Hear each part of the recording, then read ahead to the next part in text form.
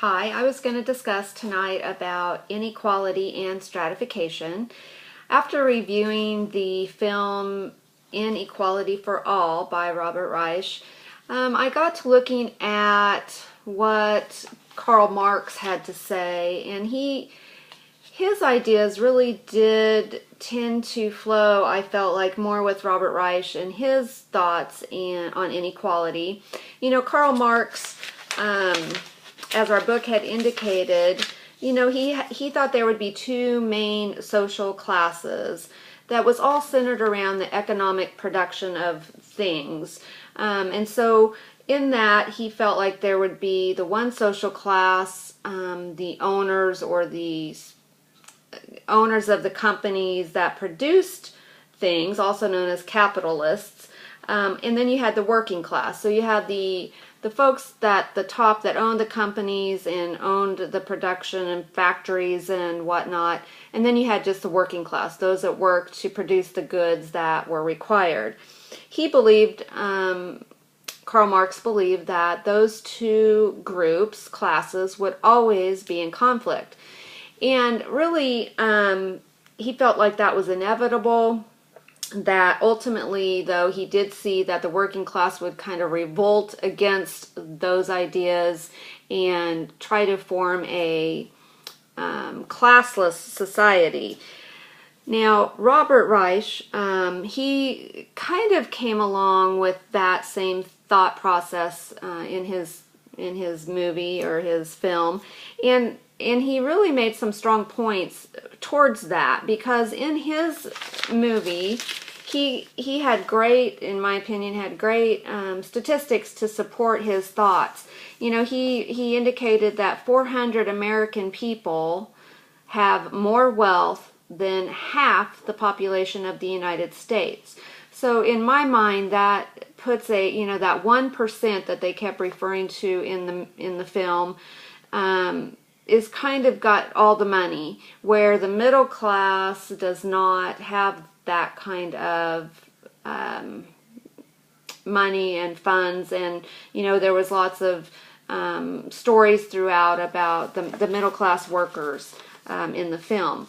So I really think Robert Reich, would fall straight in line with what Karl Marx had believed way back in the 1800s.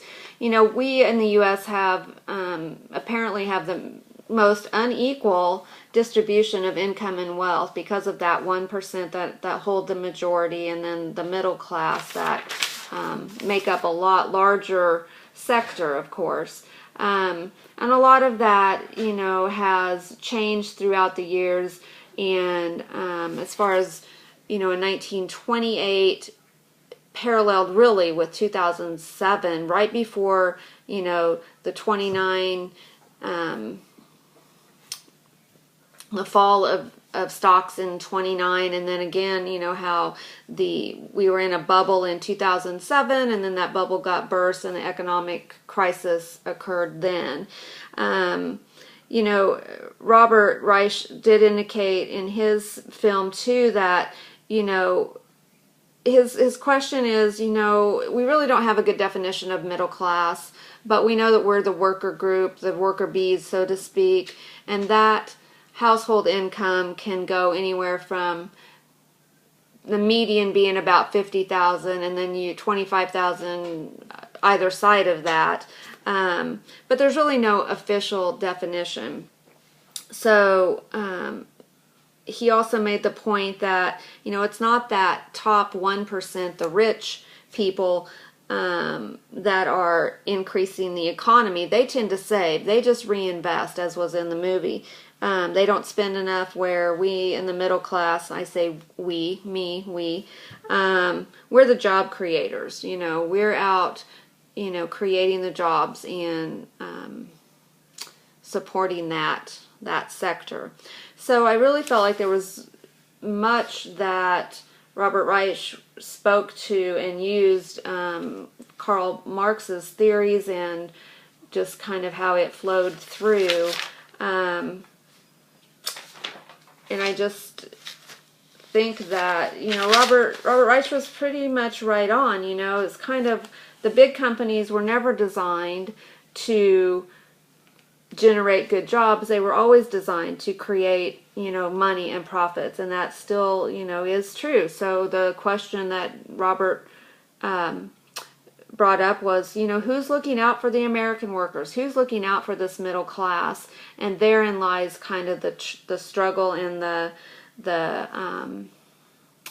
whole idea of, you know, who is looking out for us? Who is watching us and not letting just that 1% rule and have a full say in how the rest of us are able to live and support ourselves.